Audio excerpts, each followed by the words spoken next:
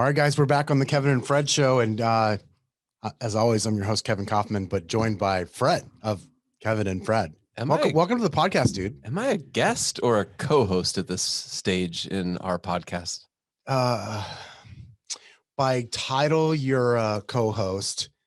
In real life, I think you're a guest.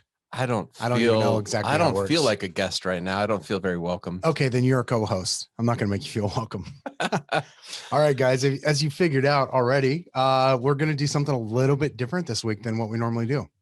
You want to tee that up for them, Fred? Oh, sure. I mean, since Mr. Co-host. I'd love to. Welcome to the Kevin and Fred show. So today, Kevin, we are going to discuss our business partnership. I feel like we should actually have like a mediator here in the room with us, or maybe a therapist, or perhaps an actual host teeing us up with questions. But, a common question that you and I get asked very frequently, actually, is how in the hell have the two of you remained partners for this long? And by this long, I mean 14 plus years. What's funny is obviously for those of you who don't know, Fred and I started our business back in the short sale days, and we taught short sales all around the country as well. We taught a lot of agents how to do short sales. And so for years, we just got questions after question after question about short sales. But then I don't know, it must have been somewhere around 2014 or 15 forward. Every year, I know I would at least get a handful of calls. I'm sure you did too, from somebody I didn't even know, going like, so I was talking to my broker, or I was talking to this person who works at the region of my brokerage, and blah, blah, blah. I'm thinking about partnering with this other person. And they said, I think you should do some homework before you do that. And the only person you should call Kevin Kaufman and Fred Weaver, because they're the only ones I know that they're not related. They're not married to each other. It's not married to each other. Yeah. Want to be really clear about that. You want to be clear about that? Yeah. Okay. So call them and find out what they think or what's worked for them, because they're the only ones I know that are not related, that are actually have a long-standing business partnership. Yeah. In fact, those calls happen a lot. In fact, some of our friends actually joke around and say, like, it's almost as if you two are married to each other, because you're the only partnership that we can think of that has lasted this long. That's not like a married couple running a real estate team together. Yeah. Or passed down through generations or something, like some sort of family tie. Right. Yeah. So we get that call fairly often. And it's funny. I always feel like the advice that you and I give is the advice that nobody wants to take, because it's kind of the not fun stuff that you have to think, like, really, you have to think about what happens if this doesn't work out. And granted, you and I walked into that sort of gingerly, I think, coming from experiences where maybe we were in quasi partnership or partnership with people, but it really wasn't that equal. And so we were both real hesitant. Do we have sound effects on this podcast? Yes. Do you have anything that would sound like story time? Like, we just showed up at the library and like that's story time? No, but it's the only one that I have memorized. Okay, there's story time for you. Okay. So I think we're going to enter story time right now, because I think that without the context and the story of how we started our partnership, we couldn't possibly begin to explain or suggest to anybody out there who might be listening right now how they should start their partnership. Yep. So enter story time. Let's do it. Do you want to start that off, or would you like me to? I really need you for the details, like the months, the dates, the years, the people's names, the major milestones and events. They're all kind of blurry to me. All right. So it was either June or July of 2007. And you literally, so for perspective, I've now been licensed at that point for about, 45 days, had a real estate license.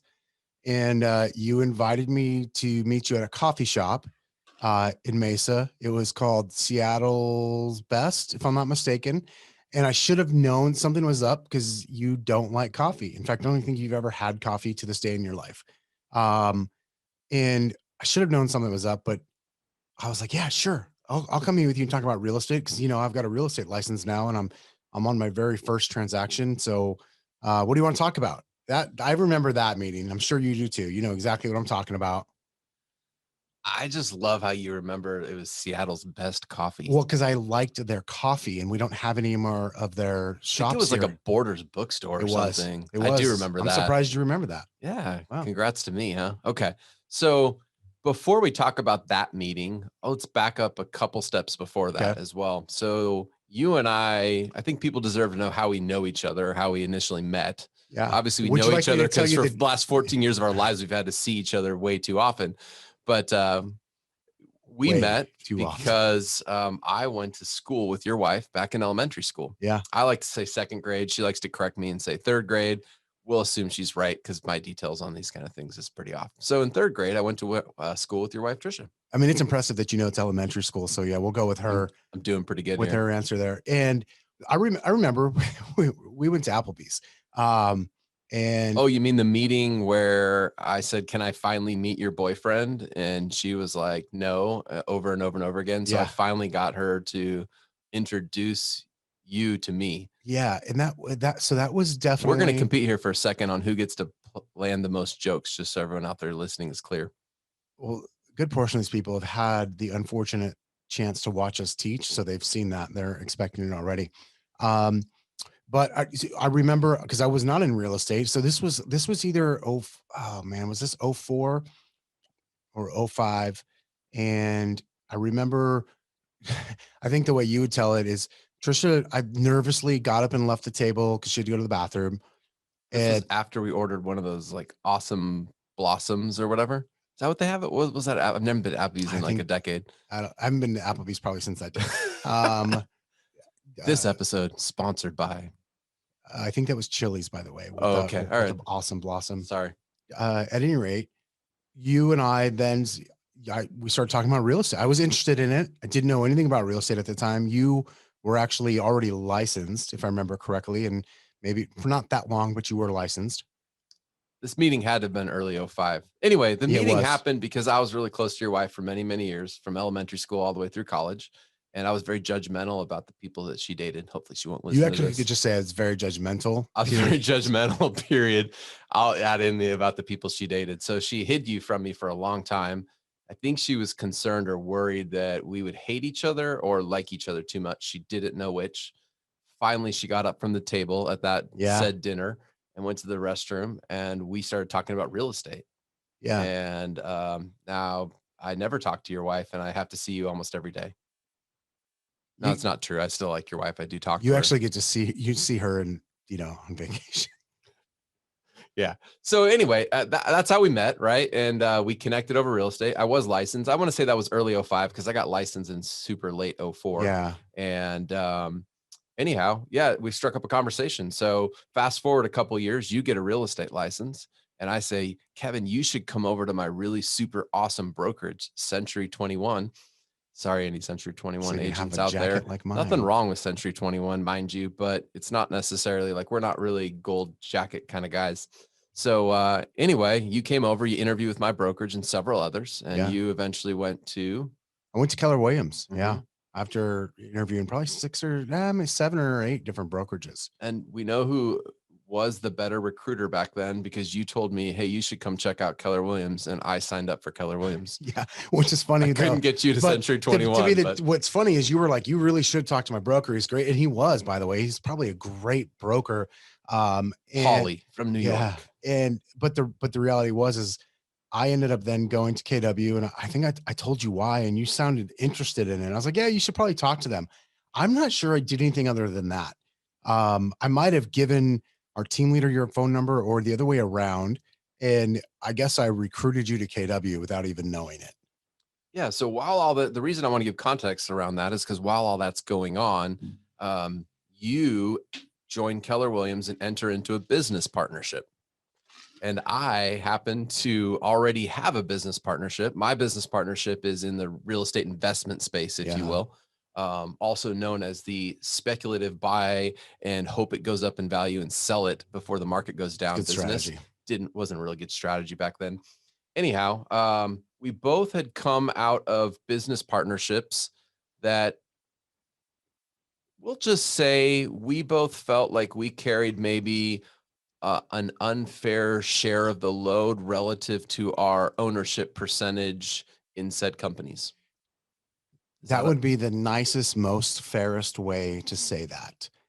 I think maybe what's also worth pointing out though now is while that happened, we were both like when we first like the Seattle's Best meeting, we were both still in those partnerships. yes? Um, and we ended up doing a couple transactions together. I'll give some details and you can fill in what you want. But you said to me that day, like, listen, I've got these listings.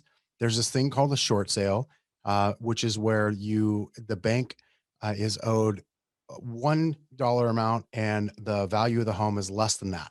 And so I've got all these people that are underwater on their homes, and I'm going to help them sell it. But here's the deal. I don't know if the bank, I don't know who's going to pay us. I don't know if my clients don't have any money to pay me. And I don't know if the bank will pay us.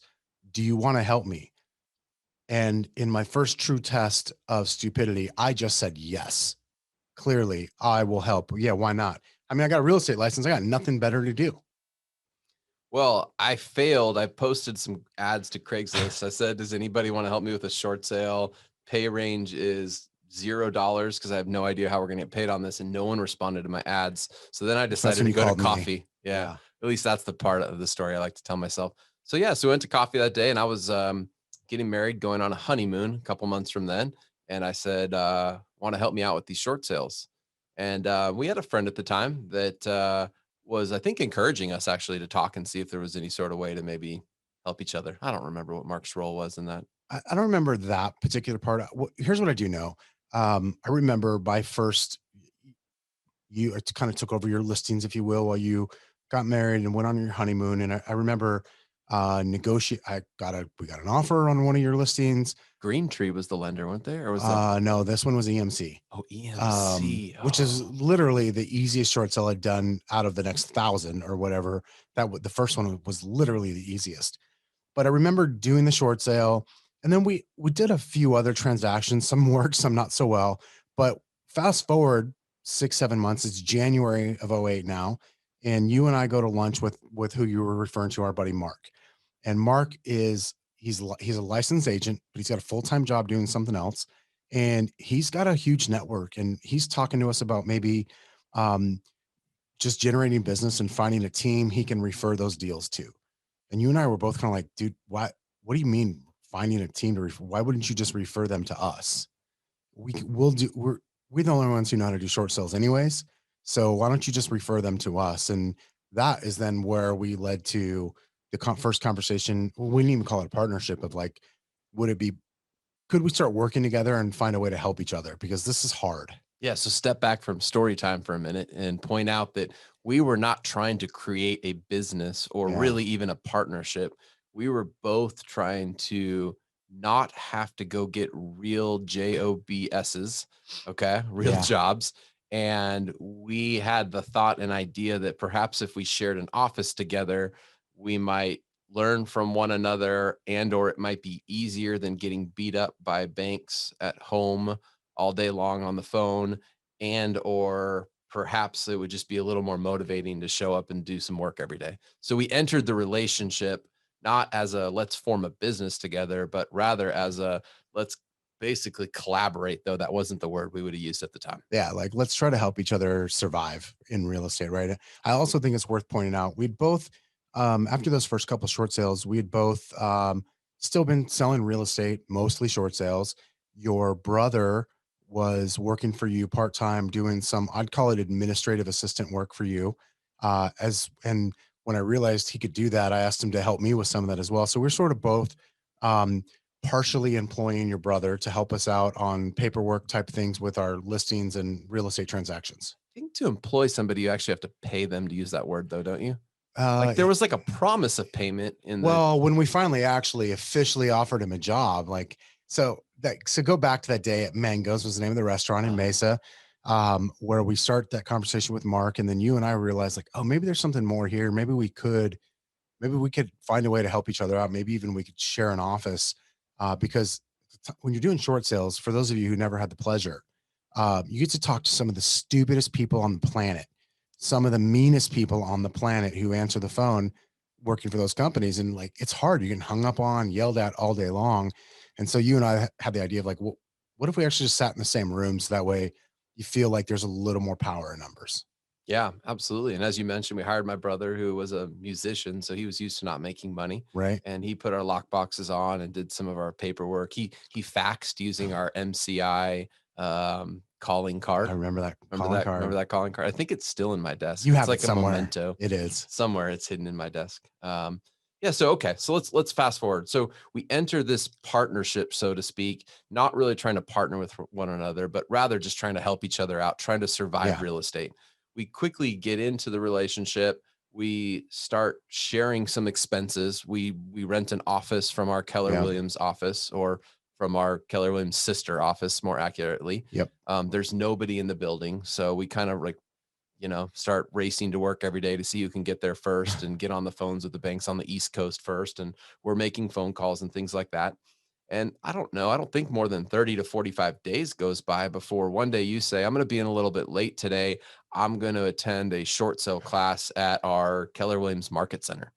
That's how I recall it. I'm not sure it was that far in. It might have been the first or second week. Okay. It's within the first 30 or 45 days. Yeah. So, and I think it's also worth noting at this point, you and I have both exited or started working on the exit of those business partnerships that we were both in prior to that, where it wasn't equitable. At least the work wasn't equitable. Right. So we're free agents, so to speak, at this point, and we're now going to help each other by sharing the cost of an office, maybe sharing the cost of your brother's help, and just see what happens, see if we can make something happen. And yeah, so I go to the short sale class, and for perspective, it is February of 2008. And as far as real estate is going, especially in the Phoenix market, the world is coming to an end. Like, it is falling apart. Nobody knows what's going. I remember I walk in this training room, which normally comfortably held 45, 50 people. There's at least 70 people in this room. There's this guy who was teaching. I will not say his name out loud because of what I'm about to say, who was teaching the class and it was a accredited class. And everyone's like, oh my gosh, so-and-so is the teacher. He's such a great facilitator. And so I got there early, actually was one of the lucky people who got a seat. And the first words out of his mouth when class started was, don't do shorts. This is a short sale class. The very first words he utters are don't do short sales. They're bad for your business. Come on. Can we at least get his first name? No. First initials? C. That's all I'm going to say. So he says that short sales are bad for don't do short sales. They're bad for your business. For the next 3 hours, the class went downhill from there. I mean, it was the worst class I'd ever gone to in my life. I think he thought it was the worst class too, because it went downhill for him. How many times did you raise your hand that day? 20, 30 times. I was that guy because you and I had already both closed some short sales. We were in the process of working on a lot more. So I had this working experience of what was true about doing a short sale. And this guy was teaching about something he might have learned in the 80s from like the savings and loan crisis, right? In the RTC days. 14 years of working together, you can complete each other's sentences. Awkward. And so I raised my hand probably what felt like every 5 minutes to contradict what he had just said, because he was wrong. The guy was flat wrong. Like he was so wrong. He couldn't be more wrong if he tried. In fact, had he tried to be wrong, he would have been at least somewhat accurate, but that's how bad he was. And I remember I came back to the office that day and I looked at you and Mark was there. I don't even know why Mark was there, but I told you guys that, right? I came in and I think I just said, I'm like, I just went to the dumbest class of all time. And so you guys aren't going to believe what I just heard. Yeah. And Mark being full of ideas at all times, some of them amazing, as he will tell you. Yes. And some of them absolutely terrible. Some of them terrible. But he's always full of ideas. And that's what you love about Mark. Yep. Like, there's no shortage of creativity. So Mark throws out an idea that I honestly don't know to this day if it was amazing or terrible. We just ran with it. We just said yes. I love you, Mark. It was amazing. He said, you guys need to start teaching classes on short sales. And we looked at each other and it was sort of like, what? Why would we do that? What? Who would come? Like, what would be the benefit of that? And so again, Mark, ever the promoter of said terrible or amazing ideas, went into telling us why we should teach classes. Yeah, he called it red flag marketing. And the point is, fast forward, he talked us into teaching classes, and so we said, oh, okay, we'll teach a short sale class. Let's do that.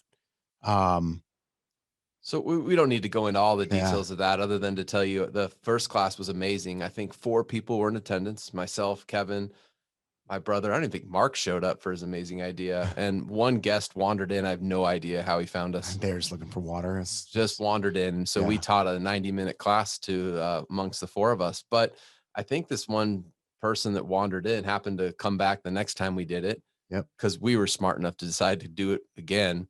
Who wouldn't after the great attendance we had on the first class, and brought a few more people with them, and surely, but whatever, what do you know, right? Yeah. Eventually 100 plus people would start coming to these classes. But so the point of that, why we bring that into the equation, right, is to say that this was when you and I were faced with the first decision of going, we may have to partner up. Why do I say that? Well, we started teaching these short sale classes and people came to them and had one of 2 ahas typically. Yep. One was, geez, you guys are doing great at this. Thank you for the tips and advice. And they went back and implemented some of what we taught them. The second aha was, geez, you guys are great at this. I never want to touch a short sale again. Can I refer you the business? Will you take care of my short sale? And so that was the moment in time when it was no longer you had some business and I had some business and we were sharing an office, helping each other with each other's separate business, but it was now we're generating business together. Yeah. And I think it's also worth noting, and I don't remember the exact sequence of events, but at one point, because of the way we exited previous business partnerships, you and I were both determined to not to ever be the person again who had to carry the responsibility on their shoulders of other people who weren't carrying their weight. And so we had come up with basically a solution to, hey, we're going to help each other with each other's short sale listings. I remember specifically, we got in my car, we drove to Yuma that day to have the best Mexican food on the planet. Mr. Hold on, you're G's. just kind of nonchalantly saying we hopped in a car from Phoenix, Arizona to drive 3.5 hours to Yuma, Arizona to eat lunch at a Mexican food restaurant. That's, first of all, we've done that very nonchalantly multiple times, not just to Yuma, but like to some place to go get good Mexican food, right? We just took ourselves out of the environment. We weren't that smart to realize that's what we were doing in the moment, but we got out of our environment to talk about the business because I believe on that drive, by then we had already done at least a short sale class, I think. Maybe not, but I don't remember, to be honest with you. I'm gonna go with that because I think there was a conversation on that drive of like, we're now creating business together, which in my mind means the classes had to have already been going. And we also have our own separate business. So we're now like, how do we share this revenue? We at that time, we were already splitting our office 50-50. And I think we were basically splitting my brother's time and expense 50-50. But well, we hadn't paid him, but yes. Okay, well, we had agreed to that. We probably had split the MCI card, 50-50. But at some level, we got in the car and we went for a long drive. And that was a pretty defining drive. Not like in the moment we were like, oh man, we're going to build something great. This is going to be huge. It was more of like, all right, do we really want to go into business with each other? Like we're now generating business together, having come out of partnerships that again, weren't as awesome as we would have liked them to be. And so how do we avoid some of the pitfalls that were learned in the past partnerships and create a new partnership together? And do we want to do that? Number one. And number two, how would we do it in a healthy manner? Yeah. And so we literally had a conversation about, let's look at all the listings we both already have and how are we going to compensate each other on these? Because I had already brought them in and you had brought them in. So what was that going to look like? And then what would we do about the stuff that comes in because of the things that you and I were now doing, which is effectively teaching classes, right? Correct. And I remember in that moment, there were some numbers talked about and et cetera, but really what was talked about was how do we sort of defensively, if that's a word, DEFENSIBLY. That's a word. I just don't know if you're using it correctly. I don't either, but it sounded really good in my head. How do we like defensively build this partnership, but prevent you, Kevin Kaufman, from taking advantage of me, Fred Weaver, or me, Fred Weaver, taking advantage of you, Kevin Kaufman, meaning that I think we were smart enough in the moment to realize some of this came from your past partnership. This is probably where this one was most learned, was that he who generates the business is creating a lot of the revenue, and therefore should probably, if you're Be out rewarded for generating the that. other partner, should probably be rewarded for that. Right. While administrative functions and duties are important and do need to be done, those can typically be hired out at a lesser expense than sales or lead generation or revenue generating activities and functions. So true. And so I don't know if you'd like me to continue going down this path, or if we should maybe just hit the timeout button and say that there's probably going to be a part 2 to this podcast where we dive in to actually sharing with you how we set up our business initially, Yeah. how we defensively, it's probably a terrible word, I'm probably continuing to use it incorrectly, but how we set things up to guard against taking advantage of one another, and guard against the partnership blowing up over one person feeling like they were a bigger part of the business than the other. Yep. And then how we over time sort of walked that same structure that we created day one back. And then how we operate today and some of the things that we've done in our partnership to protect ourselves, not only for the business we do today, but also for things that could happen in the future. Yeah. Now that you've said that, I feel like this might be more like 3 parts. Oh, this but just turned into a 3-part series? maybe 4, but for certain, there's going to be a part 2 where we'll dive into those details. But now we've set the context, right? We've set the tone for here's what now we call it Group 4610 and a lot of other things at this point too. But Oh, this was the very tell beginning. the story about how we came up with the name. People have to be wondering that. All right. So it's right around the same time frame. It's we can add that here. We'll end on that. So I'm not saying this is a great story, by the way. I just know everybody out there wants to know, how did you land on Group 4610? yeah. And And would there's you change it? Yes. Yeah, I would totally change it. The here here's the long story short. We ran out of for sale signs. There was no more that had my name on it. There was no more that had your name on it. I looked at you one day and I said, "We need more for sale signs. I do not want my name and phone number on the sign. Would you like them to be all yours?" And you said, "No chance." And so I said, "Well, I guess we should think of a team name or something."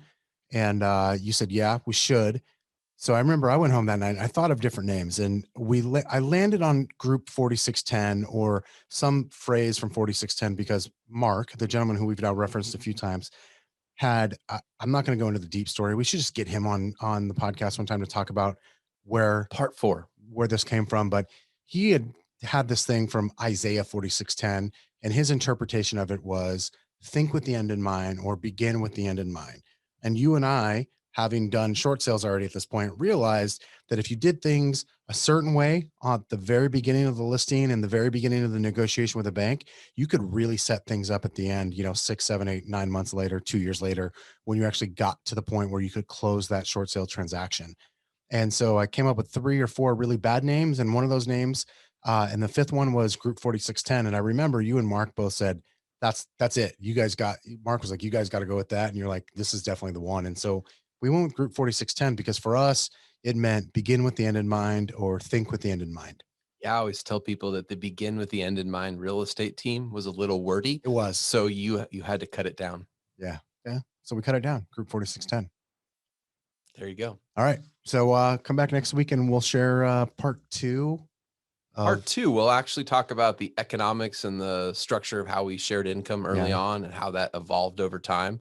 And I have a feeling that one of the other questions we get a lot is like, do you guys do the same stuff? Do you divide and conquer? Who does what roles? I think we should talk a little bit about the evolution of that, because I think that has evolved just as the sharing of income has evolved. Yeah, no doubt. All right, guys. So come back next week and we'll talk about that on the Kevin and Fred show. Thanks so much for having me on here as a guest. And I'm so excited I get to come back next week. You're welcome, Fred, of Kevin and Fred of the Kevin and Fred show.